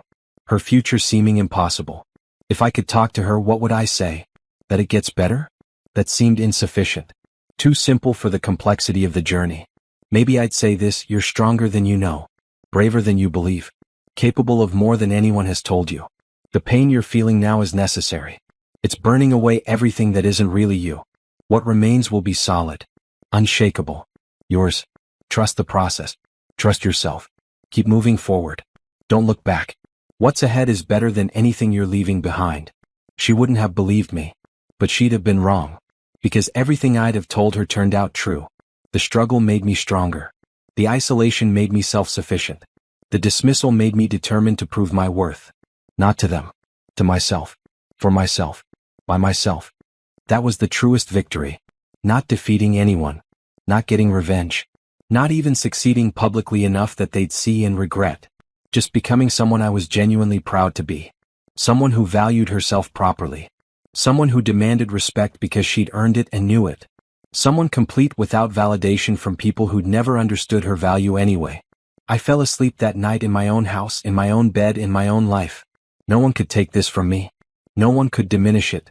No one could claim credit or cast shadows. It was mine. Built by me. Earned through me. Sustained by me. Mine. And that was everything. That was enough. That was victory. Pure, complete, absolute victory. The kind that doesn't need witnesses or acknowledgement. Because I knew. I lived it. I felt it in every moment of every day. I'd won by becoming myself. And nothing else mattered beyond that simple, profound, life-changing truth. Ryan Dalton stood in the doorway of the house he'd shared with his wife Claire for 7 years. His arms crossed over his chest as he watched her struggle to carry their 3-week-old daughter through the December blizzard, her overweight frame shaking in the bitter cold. The joint bank account he drained that morning, every last cent of their savings, now sat safely transferred to his name only, ready to fund his wedding to Vanessa next month. The woman who just spat in Claire's face and called her a fat, worthless cow, while Ryan laughed. Claire clutched baby Emma tighter, her worn coat doing little against the snow that had just inherited a billion-dollar empire in her name. A secret letter from her late grandmother's attorney that had arrived that very morning. sitting unopened on the kitchen counter because Ryan had kicked her out before she could read it. But what would Ryan discover when he opened that invitation to his own wedding reception 6 weeks later? What would happen when the woman he'd thrown into the snow with her newborn appeared at his wedding to Vanessa, transformed, powerful, and ready to deliver a shock that would shatter both their lives forever? Would the mistress who spat on her still be smiling when she learned the truth about the empire Claire had just inherited? And what revenge had the discarded wife been planning in those 6 weeks that would make Ryan wish he'd never laid eyes on Vanessa? Claire's hands trembled as she held 3-week-old Emma against her chest, trying to shield the baby from the December wind that cut through her thin coat like knives. Behind her, the front door of the modest 2-story house slammed shut with a finality that echoed through the quiet suburban street. She heard Ryan's voice through the wood, already on the phone with Vanessa, his tone light and excited, discussing wedding venues as if he hadn't just thrown his wife and newborn daughter out into a blizzard. She remembered when they'd bought this house 5 years ago. Ryan had carried her over the threshold, both of them laughing, young and hopeful. She'd been slimmer then, before the years of emotional eating had added the weight that Ryan now used as ammunition for his cruelty. Before the pregnancy that had added even more pounds. Pounds that hadn't had time to come off before Ryan had started bringing Vanessa around, introducing her as his colleague from the marketing firm. The snow was falling harder now, coating Claire's dark hair with white flakes. Emma stirred against her chest, making small sounds of distress. Claire adjusted the blanket around her daughter with numb fingers, her mind still reeling from the events of the past hour. It had started that morning when Ryan had come down to breakfast with divorce papers in hand. No warning, no conversation, just papers slapped on the kitchen table next to her oatmeal. Claire had stared at them in shock, Emma crying in her bassinet nearby, and when she'd looked up at Ryan with questions forming on her lips, Vanessa had walked out of the bedroom upstairs wearing Ryan's shirt. The humiliation had burned through Claire like acid. 7 years of marriage, 3 weeks since giving birth to his daughter, and he'd already moved his mistress into their home.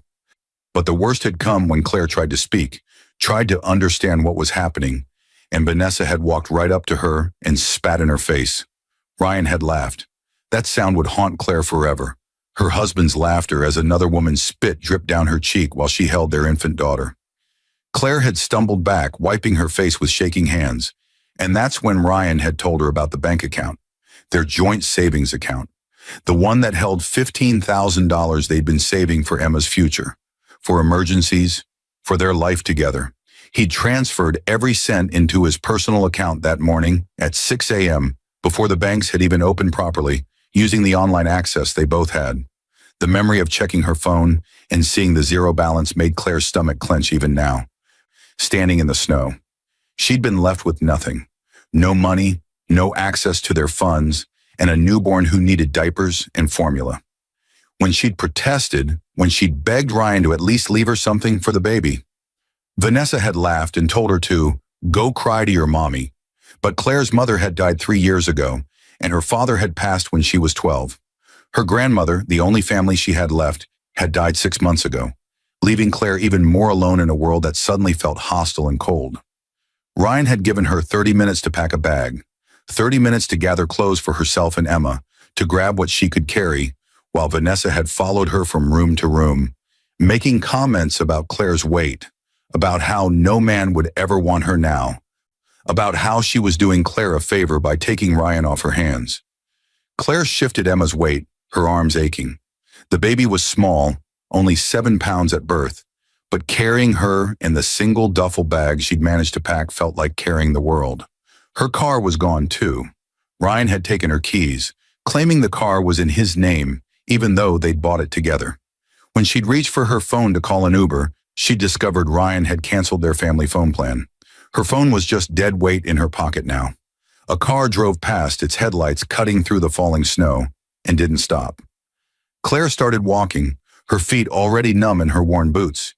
She had nowhere to go. Her few friends from college had drifted away over the years, partly because Ryan had never liked when she went out without him, and partly because Claire had been too ashamed of her weight gain to maintain those friendships. She thought of her grandmother then, of Eleanor Morrison, the sharp-eyed woman who'd raised Claire after her father died. Eleanor had been wealthy once, Claire remembered, back before some family tragedy that was never fully explained. She'd lived simply in Claire's childhood, in a small apartment in Queens, but there had been hints of a grander past. Photos in silver frames of Eleanor at galas, wearing designer gowns. Stories about Europe, about businesses and boardrooms. Eleanor had died suddenly 6 months ago, a heart attack that took her before Claire could say goodbye. The funeral had been simple, and Claire had been 6 months pregnant, grieving alone because Ryan had claimed he had to work and couldn't take time off. She'd sat in that funeral home, her hands on her swollen belly, and wished her grandmother could have met Emma. There had been mention of a will, Claire remembered now through the haze of cold and exhaustion.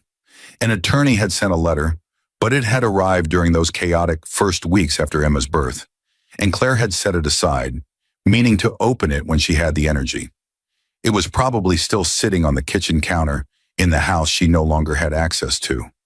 Emma cried louder, her small face scrunching up in distress. Claire ducked under the awning of a closed bookstore, trying to shield them both from the worst of the wind. She opened her coat and pulled Emma inside against her body heat, wrapping them both as tightly as she could. Her phone buzzed, one last gasp of battery life, a text message from an unknown number. Against her better judgment, Claire opened it. It was a photo, Ryan and Vanessa kissing in Claire's kitchen, Vanessa's hand showing off an engagement ring. The message below read, "Thanks for the wedding fun, Fatty. Enjoy the streets." Claire closed her eyes, feeling tears freeze on her cheeks. But beneath the devastation, beneath the humiliation and fear, something else stirred. Something hard and cold that matched the winter air around her. Ryan had taken everything from her. He'd stolen her money, her home, her dignity. He'd laughed while his mistress spat on her. He'd thrown her out into a blizzard with their 3-week-old daughter. But he'd forgotten one thing. Claire Morrison Dalton wasn't just Ryan's fat wife. She wasn't just the woman he'd discarded. She was Eleanor Morrison's granddaughter.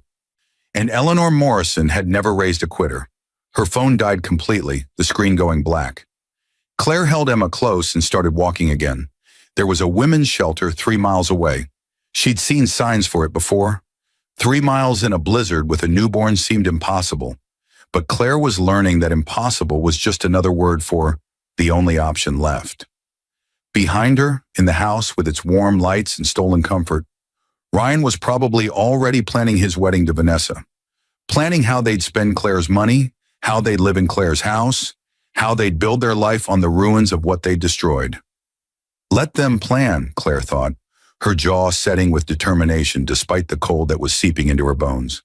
Let them celebrate and laugh and think they'd won. Because somewhere in the back of her mind, Claire remembered Eleanor's favorite saying, repeated over and over during Claire's childhood, "The Morrison women don't break. We wait, we watch, and we win." Claire didn't know what winning would look like yet, but as she walked through the snow with Emma breathing softly against her chest, she made herself a promise. Ryan and Vanessa would regret this day. They would regret every laugh, every cruelty, every moment they thought they destroyed her. She just had to survive this night first. One step at a time through the snow, holding her daughter close, Claire Morrison Dalton walked toward whatever future awaited her. And though she didn't know it yet, that letter sitting unopened on her kitchen counter was about to change everything. Ryan Dalton woke up the morning after kicking Claire out with a sense of satisfaction spreading through his chest like warmth. Vanessa was still asleep beside him, her blonde hair spread across the pillow that used to be Claire's, her body taking up the space his wife had occupied for 7 years. He stretched, careful not to wake her, and padded downstairs to make coffee. The house felt different without Claire's presence, lighter somehow. No more sad looks from across the room. No more awkward silence when Vanessa came by. No more excuses about why he needed to work late or take weekend trips with his colleague. Everything was out in the open now, clean and simple. He'd meant to do it months ago, really. The attraction to Vanessa had started a year back when she joined his marketing firm as a junior associate. 26 years old, fresh and exciting, she'd made 33-year-old Ryan feel young again, made him remember who he'd been before marriage had tied him down, before Claire had let herself go and become the overweight, tired woman who'd greeted him every evening. The pregnancy had been the final straw. Claire had gained 60 pounds carrying Emma, and after the birth, she'd looked even worse. Stretch marks, exhaustion, constantly covered in spit up and looking perpetually disheveled. Vanessa, by contrast, was immaculate. Always perfectly made up, always dressed well, always ready for adventure. Ryan poured his coffee and opened his banking app, looking at the balance with satisfaction. $15,000, all his now. Vanessa had expensive tastes, and the wedding she wanted wasn't cheap. Claire would have argued about spending that much. She'd always been too practical, too cautious. But Vanessa understood that life was meant to be lived, that experiences mattered more than savings accounts. He heard a rustle and looked up to see Vanessa descending the stairs, wearing one of his t-shirts and looking like something from a magazine. She smiled at him, that dazzling smile that had first caught his attention, and crossed the kitchen to kiss him. "Good morning, future husband," she purred, taking his coffee cup and drinking from it. "Sleep well?" "Better than I have in years," Ryan admitted. It was true. No crying baby, no Claire sighing and shifting beside him all night. Just Vanessa, soft and warm and uncomplicated. Vanessa set down the coffee and wrapped her arms around his waist. "I've been thinking about the wedding. The Riverside Plaza Ballroom is available in 6 weeks. It's expensive, but it's stunning. Huge windows overlooking the water, capacity for 200 guests. 200? Ryan raised his eyebrows. That's a lot. "It's our special day," Vanessa said, pouting slightly. "Don't you want everyone to see how happy we are? Don't you want to celebrate?" Ryan thought about the $15,000. It would cover most of the venue and catering, but not much else. Still, he could put some on credit cards, maybe take a personal loan. His salary was decent, and without Claire's expenses to worry about, he'd have more flexibility. "Okay," he said, kissing her forehead. "The Riverside Plaza it is." Vanessa squealed and hugged him tighter. "I love you so much. You're nothing like my ex. He was so cheap, always worried about money. You understand that life is for living." Ryan felt a swell of pride. He was nothing like Claire either. No longer the boring married man counting pennies and talking about retirement savings. He was starting fresh, and it felt incredible. Later that afternoon, while Vanessa was out shopping for wedding magazines, Ryan was cleaning up the kitchen when he noticed a letter on the counter. It was addressed to Claire Morrison Dalton with a law firm's return address, Peterson, Harrison Associates, attorneys at law. The postmark was from 2 weeks ago. Curious, Ryan opened it. The letter was brief and formal. "Dear Mrs. Dalton, this letter serves as notification that you are the primary beneficiary of the estate of Eleanor Margaret Morrison, deceased. Please contact our office at your earliest convenience to discuss the distribution of assets and your inheritance. Time-sensitive materials require your immediate attention. Sincerely, Robert Peterson, senior partner." Ryan frowned, reading it again. Eleanor Morrison had been Claire's grandmother, he knew. The old woman had died 6 months ago. Claire had been upset, though Ryan hadn't paid much attention at the time. He'd been busy with Vanessa, and Claire's grandmother had been just another old person dying, as old people did. But primary beneficiary, an estate, and distribution of assets caught his attention. Eleanor had lived simply in some small apartment in Queens. Claire had always said her grandmother didn't have much money, but law firms didn't send formal letters about estates unless there was something worth inheriting. Ryan pulled out his phone and Googled Eleanor Margaret Morrison. The first few results were obituaries and condolences. But then, buried several pages deep, he found something that made his stomach drop. An old news article from 1995, "Morrison heiress walks away from fortune after family tragedy." Ryan clicked on it with trembling hands. The article was brief from a business journal. Eleanor Morrison, 45, sole heir to the Morrison manufacturing fortune valued at approximately $800 million, has reportedly walked away from her inheritance following a series of personal tragedies. Sources close to the family indicate that Morrison, devastated by recent losses, has declined her position on the company board and relinquished active management of her assets to a trust. Morrison Manufacturing, founded in 1932, produces industrial components and has facilities in 7 states. Morrison could not be reached for comment. Ryan read it 3 times, his heart pounding. $800 million in 1995. What would that be worth now, 30 years later? Especially if it had been sitting in a trust, managed by professionals, growing with the market. He searched for more information, his hands shaking.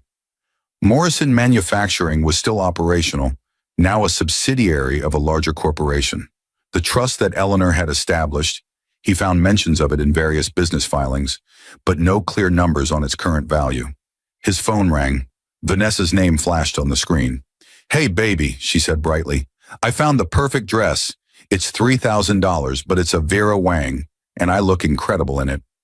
"Can we—" "I need to call you back," Ryan interrupted, his mind racing. "What?" "Ryan, I'm at the boutique right now and—" "Later, Vanessa. Something came up." He hung up before she could protest and immediately dialed the number on the law firm's letterhead. A receptionist answered. "Peterson, Harris & Associates. How may I help you?" "Yes, I'm calling about a letter regarding Eleanor Morrison's estate. My name is Ryan Dalton, and—" "Are you Claire Morrison Dalton?" the receptionist interrupted. "No, I'm her husband. Well, ex-husband. We just divorced, but—" "I'm sorry, sir, but we can only discuss estate matters with the named beneficiary. If Mrs. Dalton wishes to speak with us, she can call directly. But I need to know about the inheritance. How much—" "Sir, I cannot discuss confidential client information with anyone except Mrs. Dalton herself. Have a good day." The line went dead. Ryan stared at his phone, his mind whirling. He'd just thrown Claire out. He'd stolen their joint savings. He'd divorced her and humiliated her and left her with nothing. And she was about to inherit a fortune that could be worth hundreds of millions of dollars. "No," he said aloud to the empty kitchen. "No, no, no." But even as denial flooded through him, he knew the truth. Claire hadn't known. That letter had been sitting on the counter unopened. She'd walked out into that blizzard yesterday with no idea that she was one of the wealthiest women in America, and he'd just made himself her enemy. The next 6 weeks passed in a blur of wedding preparations that felt increasingly hollow to Ryan, though he couldn't admit this to Vanessa. She was in her element, choosing flowers and table settings and designing invitations with a graphic designer who cost more per hour than Ryan had expected. The credit cards were piling up with debt, but Vanessa waved away his concerns. "It's our special day," she kept saying. "You can't put a price on happiness." But Ryan couldn't stop thinking about that letter, about the Morrison fortune that Claire now presumably knew about. He tried calling the attorney's office 3 more times and had been rebuffed each time. He'd attempted to find Claire, but she seemed to have vanished completely. No social media updates, no trace of her at the women's shelter he'd checked, no forwarding address. He'd even driven by the house where Claire's grandmother had lived, but it was empty, already sold according to the building's super. When Ryan had pressed for information about where Eleanor's things had gone, the super had shrugged and said, "Some law firm handled it all. Professional movers came and cleaned everything out in 1 day. Must have been important to be done that fast." Vanessa noticed his distraction, but misinterpreted it as pre-wedding jitters. She doubled down on the planning, adding more expensive details to their day. A champagne fountain, a live band instead of a DJ, designer party favors for their 200 guests. Each addition made Ryan's chest tighten with anxiety. He'd borrowed $20,000 from his parents, claiming it was for a down payment on a new car. He'd maxed out 2 credit cards. The $15,000 he'd taken from Claire was long gone, consumed by deposits and down payments. And still, Vanessa wanted more. "My sister's wedding was beautiful," she said one evening as they reviewed the seating chart in what used to be Ryan and Claire's bedroom. "But ours is going to be legendary. Everyone's going to be talking about it for years." Ryan forced a smile, but inside he was calculating.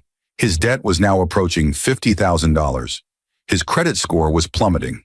And somewhere out there, Claire was sitting on a potential fortune that made his problems look microscopic. The irony wasn't lost on him. He'd left Claire partly because he'd thought she was holding him back financially with her practical, careful approach to money. He'd thought Vanessa's boldness and ambition would lead to a better life. Instead, He was drowning in debt while his ex-wife was probably signing papers that made her wealthier than he could imagine.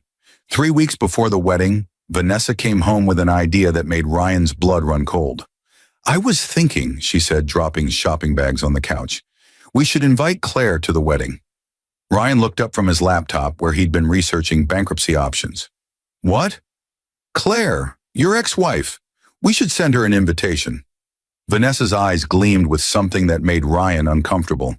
"I want her to see us together, to see what she lost. I want her to watch us celebrate while she's probably living in some dumpy apartment with that baby. It would be the ultimate victory." "Vanessa, I don't think—" "Oh, come on. Don't tell me you're still protective of her feelings. She needs to see that we won, Ryan. She needs to see that taking you from her was the best thing that ever happened to us." Vanessa pulled out her phone. "Do you have her contact information? Or should I send it to her grandmother's old address?" Ryan's mind raced. Part of him wanted to refuse, to keep Claire as far from this wedding as possible. But another part, the part that had been panicking for 6 weeks about money, saw an opportunity. If Claire came to the wedding, he might be able to talk to her. To apologize, maybe. To explain that the divorce had been a mistake. To somehow get back into her good graces before she realized her full financial situation. It was manipulation, pure and simple. But Ryan was desperate. "I'll handle it," he said. "I'll send her an invitation." Vanessa clapped her hands together, delighted. "Perfect. I can't wait to see her face when she walks in and sees everything we've built together." "God, Ryan, this is going to be so satisfying." Ryan nodded, already composing the message in his mind. He'd make it seem friendly, apologetic even. He'd suggest that despite everything, they should remain civil for Emma's sake. He'd set the hook carefully, hoping that Claire still had enough feelings for him, enough vulnerability, that she'd take the bait. He sent the invitation through a mutual acquaintance from his office, someone who owed him a favor. The message was carefully worded. "Claire, I know things ended badly between us, but I hope we can be mature about this situation. Vanessa and I are getting married, and for Emma's sake, I think it would be good if we could all move forward peacefully. I'd like to invite you to our wedding as a gesture of goodwill. It would mean a lot to both of us if you could come. Please know that I wish you well, and I hope you're doing okay." He didn't mention the money. He didn't mention the letter from the attorney. He kept his tone gentle and conciliatory, the way he used to talk to Claire when they'd first dated, before resentment had poisoned everything between them. 3 days later, he got a response through the same mutual friend. Just 3 words. "I'll be there." Ryan read those words over and over, trying to divine Claire's emotional state from them. Was she hurt, angry, or had she accepted her situation and moved on? He had no way to know, and the uncertainty gnawed at him. Vanessa was thrilled with the confirmation. She actually said yes? "Oh my God, this is perfect. I'm going to make sure we have a photographer capture her reaction when she sees us. This is going to be everything I dreamed of." The wedding day arrived with brilliant sunshine that seemed to mock Ryan's inner turmoil. The Riverside Plaza ballroom was indeed stunning, all floor-to-ceiling windows and elegant decor. Vanessa had spared no expense, and the result was breathtaking. White flowers everywhere, crystal chandeliers, a cake that cost more than Ryan's first car. Guests arrived in expensive clothes, filling the ballroom with laughter and champagne toasts. Vanessa's family was there, beaming with pride at their daughter's good fortune. Ryan's parents sat in the front row, his mother looking slightly concerned at the extravagance, but keeping her thoughts to herself. His father kept checking his watch, as if calculating the debt-per-minute ratio of this event. Ryan stood at the altar in his rented tuxedo. Even that had been expensive, but Vanessa had insisted on a designer, and watched guests file in.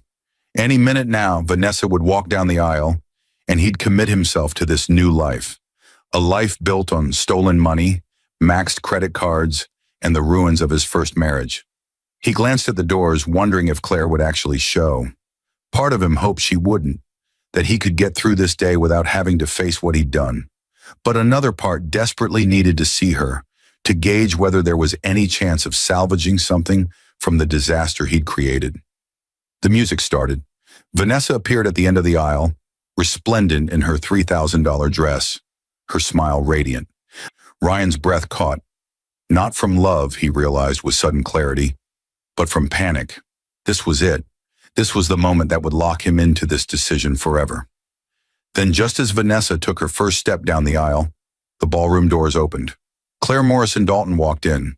But it wasn't the Claire that Ryan had last seen 6 weeks ago. That woman had been broken, overweight, dressed in worn clothes, carrying a crying baby through a blizzard. That woman had been someone he could dismiss, someone he could pity or ridicule or forget. This woman was transformed. Claire had lost at least 40 pounds, her figure now slender and elegant in a designer dress that Ryan recognized as couture even from across the room. Her hair, which had been lank and unwashed when he'd thrown her out, was now styled perfectly, dark and glossy. She wore jewelry that caught the light. Real diamonds, Ryan's mind registered dimly, not the costume pieces she'd worn during their marriage, but it was her face that stopped everyone's breath. She wasn't smiling. She wasn't crying. She wasn't showing any emotion at all. She simply stood there, poised and powerful, looking at Ryan and Vanessa with the cool assessment of someone who held all the cards. Behind her, 2 security guards in expensive suits flanked the doorway. And next to Claire stood a distinguished-looking man in his 60s, carrying a briefcase, who Ryan suddenly recognized from the law firm's website. Robert Peterson, senior partner at Peterson, Harris and Associates. The music faltered. Vanessa froze halfway down the aisle, her bouquet trembling in her hands. Every guest turned to stare at Claire, whispers rippling through the crowd like wildfire. Claire took 3 steps into the ballroom, her heels clicking on the marble floor with absolute authority. When she spoke, her voice carried clearly through the stunned silence, and every word was a hammer blow to Ryan's chest.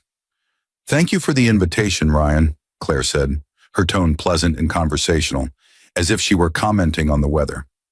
"I'm so glad you wanted me here to celebrate your special day, because I have some news to share with everyone." She paused, letting the tension build, her eyes never leaving Ryan's face. 6 weeks ago, when you kicked me and our newborn daughter out into a blizzard, when you stole our joint savings to fund this wedding, when your fiancé spat in my face while you laughed, I was actually on the verge of reading a very important letter. Robert Peterson stepped forward, opening his briefcase with practiced precision. "Ladies and gentlemen," he announced, his voice carrying the weight of legal authority, "I am here to inform you that Mrs. Claire Morrison Dalton is the sole heir to the Morrison Manufacturing Trust, established by her late grandmother, Eleanor Morrison. The current value of this trust, including all assets, properties, and controlling shares, has been assessed at $2.8 billion. The ballroom erupted. Gasps, shouts, the sound of Vanessa's bouquet hitting the floor. Ryan felt the blood drain from his face, his vision tunneling. 2.8 billion, not millions, billions. Claire smiled then, and it was the most terrifying expression Ryan had ever seen. "The letter you left sitting on the counter, Ryan, the one you opened after you threw me out, that was the attorney's office trying to reach me about my inheritance. When I finally made it to a shelter with Emma, when I finally had access to a phone again, I called them. And do you know what Mr. Peterson told me?" She took another step forward, and the crowd parted before her like she was royalty. "He told me that my grandmother had been waiting until I had a child to release the full inheritance to me. She wanted to make sure the Morrison money would go to someone who understood family, who valued loyalty. And the morning you kicked me out, Ryan, was the morning I became eligible to inherit everything." Ryan tried to speak, but no words came out. Beside him, his best man had taken several steps back, as if trying to disassociate himself from what was happening. "So here's what's going to happen," Claire continued, her voice taking on a harder edge. "Mr. Peterson has already filed several lawsuits on my behalf. One against you, Ryan, for theft of marital assets, that $15,000 you stole. I have records of every cent, and in addition to returning it with interest, you'll be paying substantial punitive damages. Another lawsuit for fraud, since you initiated the divorce without disclosing that you were already cohabitating with Vanessa, which is illegal in this state." Vanessa made a choking sound. Ryan looked at her, saw the horror dawning in her eyes as she realized what this meant. "And Vanessa, Claire said, turning to address the blonde woman directly.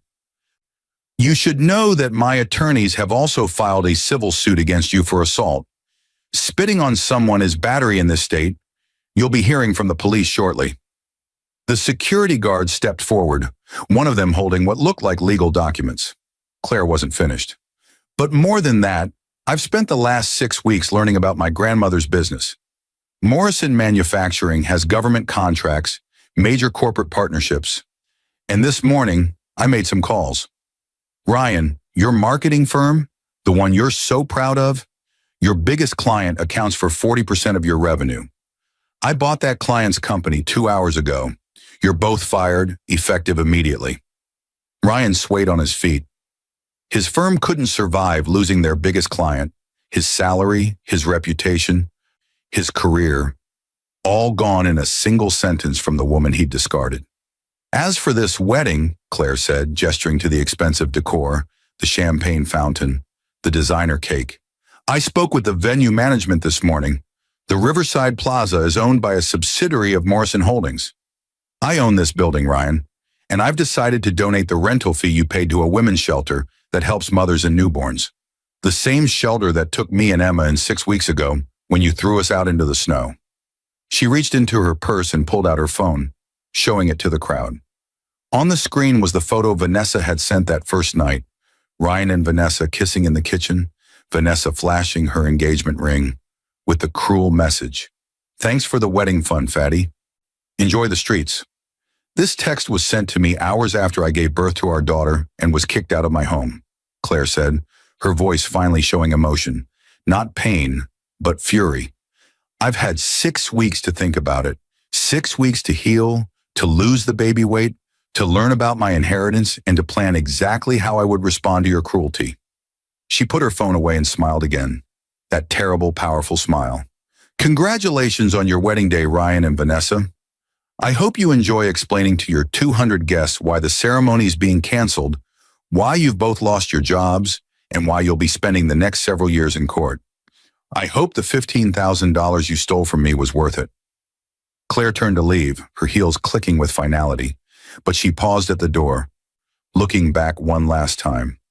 Oh, and Ryan, you should know that the first thing I did with my inheritance was set up a trust fund for Emma.